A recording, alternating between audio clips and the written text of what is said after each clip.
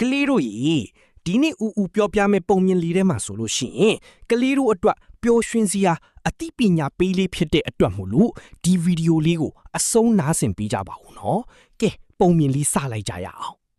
တောအုပ်စိမ့်စိမ့်လေးတစ်ခုထဲမှာလင်းလင်းဆိုတဲ့ချင်းသေးပေါက်လေးတစ်ကောင်နေထိုင်နေ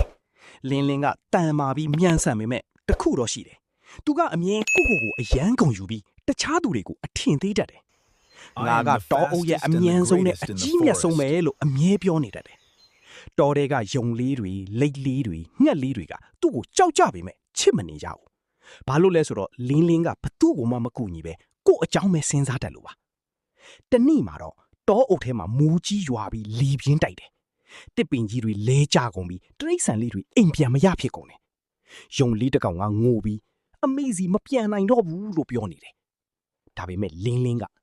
တာတွေကငါနဲ့မဆိုင်ဘူးဆိုပြီးလှည့်ထွက်သွားတယ်လမ်းတစ်ဝက်ရောက်တော့ရုတ်တရက်မြေကြီးချော်ပြီးလင်းလင်းတောင်ကြားလေးထဲကျသွားတယ်ကြေကြပါဦးလို့អော်ပေမဲ့ဘူးမှမလာကြဘူးမိုးကလည်းပူရွာလာတယ်ခဏကြာတော့အတန်တီးတီးလေးတစ်တန်ကြားလိုက်ရတယ်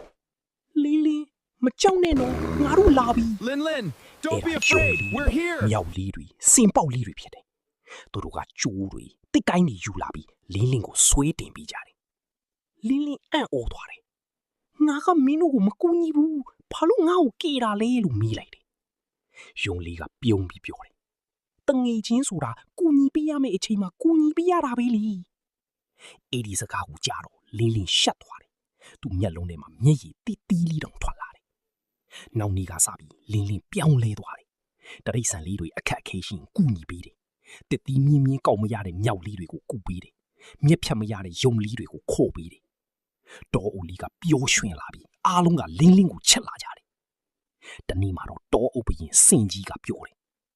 အကြီးမြတ်ဆုံးဆိုတာတန်မာတာမဟုတ်ဘူးတခြားသူတွေကိုကူညီတတ်တဲ့နှလုံးသားရှိတာပဲလင်းလင်းကပြုံးပြီးခေါင်းငိမ့်လိုက်တယ်